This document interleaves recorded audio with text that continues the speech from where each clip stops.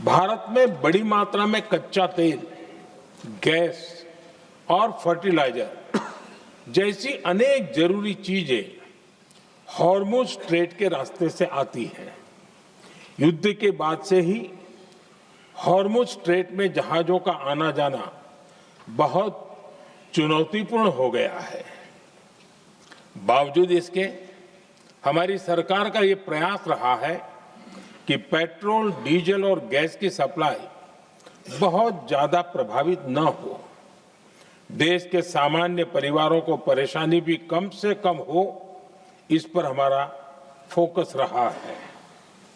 हम सभी जानते हैं, देश अपनी जरूरत की 60% एलपीजी आयात करता है।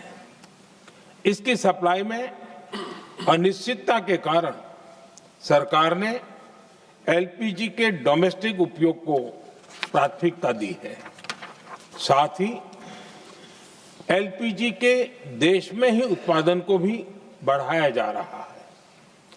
पेट्रोल, डीजल की सप्लाई पूरे देश में सुचारू रूप से होती रहे, इस पर भी लगातार काम किया गया है। अध्यक्ष जी, आज की इन परिस्थितियों में एनर्जी सिक्योरिटी को लेकर बीते एक दशक में उठाए गए कदम और भी प्रासंगिक हो गए हैं। भारत ने बीते 11 वर्षों में अपनी एनर्जी इंपोर्ट का डाइवर्सिफिकेशन किया है। पहले क्रूड ऑयल, एलएनजी, एलपीजी ऐसी एनर्जी जरूरतों के लिए 27 देशों से इंपोर्ट किया जाता था। वहीं आज भारत 41 देशों से एनर्जी इंपोर्ट करता है। अध्यक्ष जी, बीते दशक में भारत ने संकट के ऐसे ही समय के लिए कच्चे तेल के भंडारण को भी प्राथमिकता दी है। आज भारत के पास 53 लाख मीट्रिक टन से अधिक का स्ट्रेटेजिक पेट्रोलियम रिजर्व है और 65 लाख मीट्रिक टन से अधिक के रिजर्व की व्यवस्था पर देश काम कर रहा है। हमारी तेल कंपनियों के पास जो रिजर्व रहता है वो अलग है। बीते 11 वर्षों में हमारी रिफाइनिंग कैपेसिटी में भी उल्लेखनीय वृद्धि हुई है। अध्यक्ष जी, सरकार अलग अलग देशों के सप्लायर्स के साथ भी लगातार संपर्क में है। प्रयास ये है कि जहां से संभव हो वहां से तेल और गैस की सप्लाई होती रहे। भारत सरकार गल्फ और आसपास के शिपिंग रूट्स पर निरंतर नजर बनाए हुए है।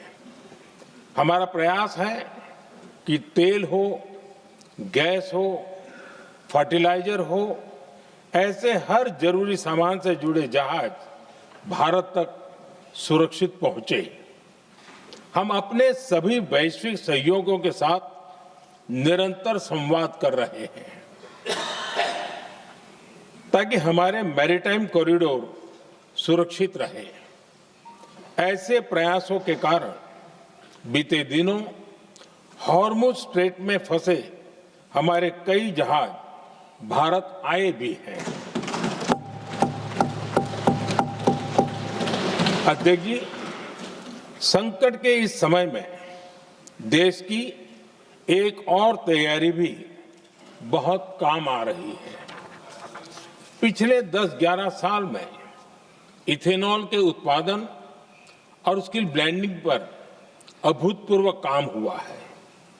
एक दशक पहले तक देश में सिर्फ 1-1.5% इथेनॉल ब्लेंडिंग कैपेसिटी थी। आज हम पेट्रोल में 20% इथेनॉल ब्लेंडिंग के करीब पहुंच रहे हैं।